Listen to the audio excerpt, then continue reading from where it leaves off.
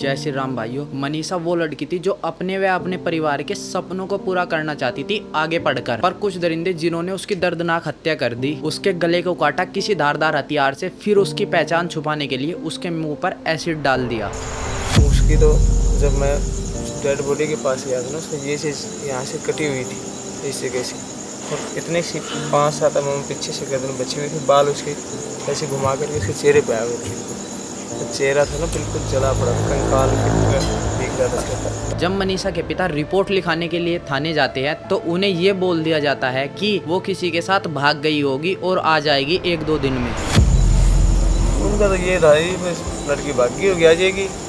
उनका तो क्योंकि आजकल केसेस भी कुछ ऐसे हुए हैं। फर्स्ट पीएम रिपोर्ट आने के बाद जब पब्लिक प्रोटेस्ट करती है तो सेकंड पीएम के लिए भेज दी जाती है डेड बॉडी, और वहाँ की पुलिस ये साबित करने की कोशिश करती है कि मनीषा ने आत्महत्या की है। रोहतक ले गए, रोहतक वालों ने स्पष्ट दे दिया, एसपी से केस घुमाया, उन्होंने CI वालों ने कुछ कागज पे लेटर की तरह बनाया, उसकी राइटिंग पेज ले जाकर गए।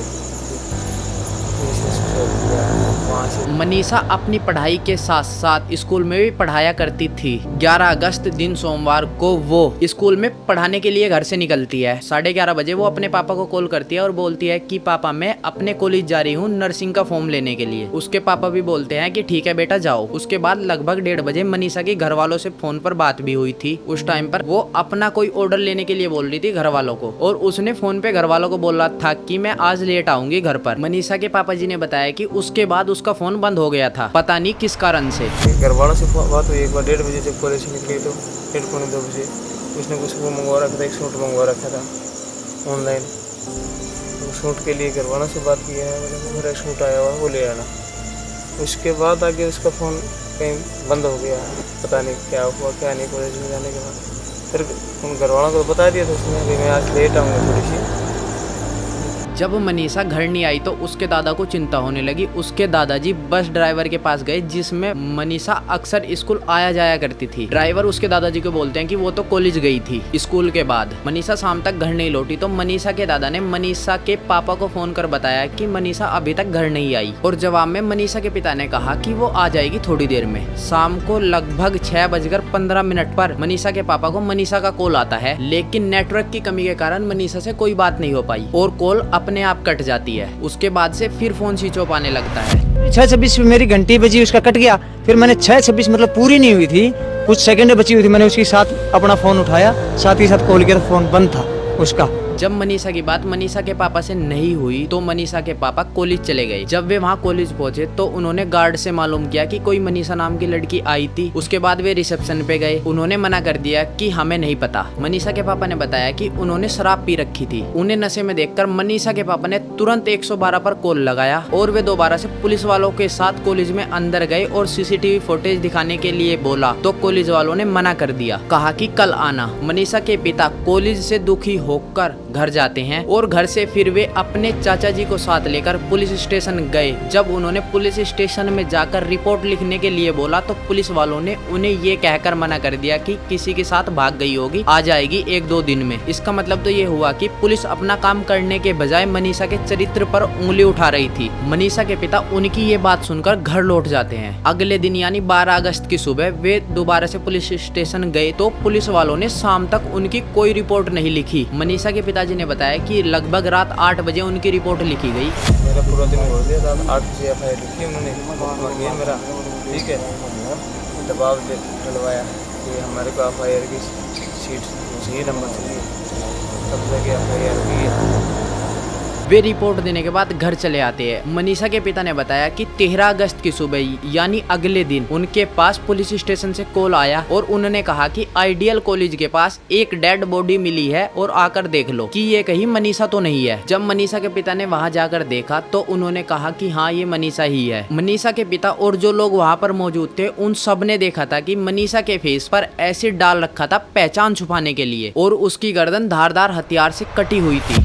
और भिवानी में मेडिकल वालों ने जब रिपोर्ट आई है CMO की, तो वहाँ जो वकील था उसने भी खुद बताया है कि गर्दन धारदार हथियार से काटी गई है।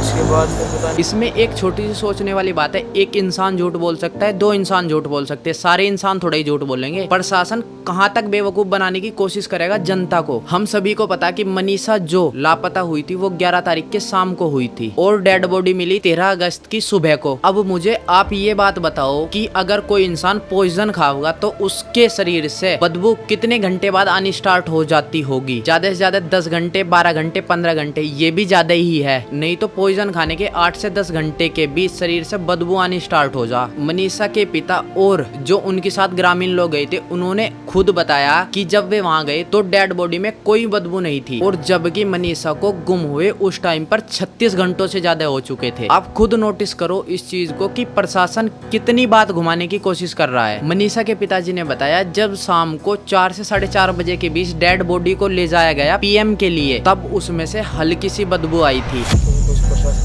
हमारा और जनता का गम हो गया था वहाँ पर। 4 बजे से लेके गए तब हल्की सी स्मेल आने लगी, वो मक्खी लग गई थी उस टाइम से। अब मेरे को स्मेल ही नहीं। अब प्रशासन ये कह रहा है कि वहाँ पर एक सुसाइड नोट मिला है। आप सभी अपने आप सोचो कि अगर कहीं पर ऐसा हादसा होता है तो वहाँ पब्लिक तो इकट्ठा होगी जरूर। अगर उस टाइम पर वहाँ पर कोई सुसाइड नोट होता तो वो पब्लिक को तो सबसे पहले दिखाई देना चाहिए था, या प्रशासन पब्लिक को अंधा मान रहा है? मेन बात यह है कि प्रशासन ने पब्लिक के प्रोटेस्ट को देखते हुए सुसाइड नोट की आड़ ली है केस को बंद करने के लिए, नहीं तो वहाँ पर उस टाइम कोई सुसाइड नोट नहीं था। हमारे तो ऐसे ही है, कुछ भी ना है। प्रशासन ने घुमाया है केस को। उस टाइम पे कह रहे हैं कि पर्चा वो लेटर था, उस टाइम पे कोई भी लेटर नहीं था वहाँ पर, कुछ चीज़ नहीं थी। बाद में इन्होंने वो किया है प्रशासन ने। मनीषा के पिताजी ने बताया कि जब भिवानी में पीएम रिपोर्ट आई थी, मेडिकल हुआ था, तो वकील ने उन्हें अपने आप बताया था कि रिपोर्ट में गर्दन धारदार हथियार से कटी हुई आई है। मनीषा के पिता ने कहा कि उस टाइम पर जब किसी ने ये कह दिया कि हम इससे संतुष्ट नहीं है तो सेकंड पीएम के लिए डेड बॉडी को रोहतक भेजा गया पीजीआई में, और वहाँ पर केस में एक नया ही मोड़ ला दिया। कह दिया कि मनीषा ने पॉइजन खाया है, कीटनाशक लिया है और जो गर्दन पर निशान है वो किसी जंगली जानवर के हैं, ना कि किसी धारदार हथियार के। कीटनाशक लिया है, कीटनाशक खरीदा है। ये सब झूठ है सारी, कुछ भी नहीं है इसमें। ये तो एक केस को ना मतलब घुमाने का तरीका है। सेकंड पीएम रिपोर्ट आने के बाद हरियाणा के मुख्यमंत्री एक्शन में आ गए। उन्होंने पब्लिक और मनीषा के परिजनों से उनकी मांग पूछी तो मनीषा के पिता व ग्रामीण लोगों ने कहा कि हम डेड बॉडी का थर्ड पीएम चाहते हैं एम्स में और इस केस की सीबीआई जांच होनी चाहिए। इसका सीबीआई से जांच करवाओ, क्योंकि हरियाणा सरकार की जो सीआई है ना, इसके ऊपर भरोसा नहीं है। ये तो निकाल के ही नहीं ले रहे, मतलब केस को घुमा फिरा रहे हैं, कभी इधर है कभी उधर है। तो हमने ये मांग करी थी जी, ये हमारी सीबीआई से इसकी जांच करवाई जाए और एम्स में मेडिकल करवाया जाए इसका। तो अब सीबीआई से मांग। मुख्यमंत्री जी ने इस केस की सीबीआई जांच कराने की अनुमति दे दी और डेड बॉडी का थर्ड पीएम एम्स में कराया गया, जिसकी रिपोर्ट अभी तक नहीं आई। मनीषा का अंतिम संस्कार हिंदू रीति रिवाजों के साथ 21 अगस्त को कर दिया गया था। इस केस में 100% पुलिस प्रशासन की कमी रही है। अगर पुलिस प्रशासन इस केस में तुरंत एक्शन लेती तो मनीषा आज हमारे बीच जिंदा होती।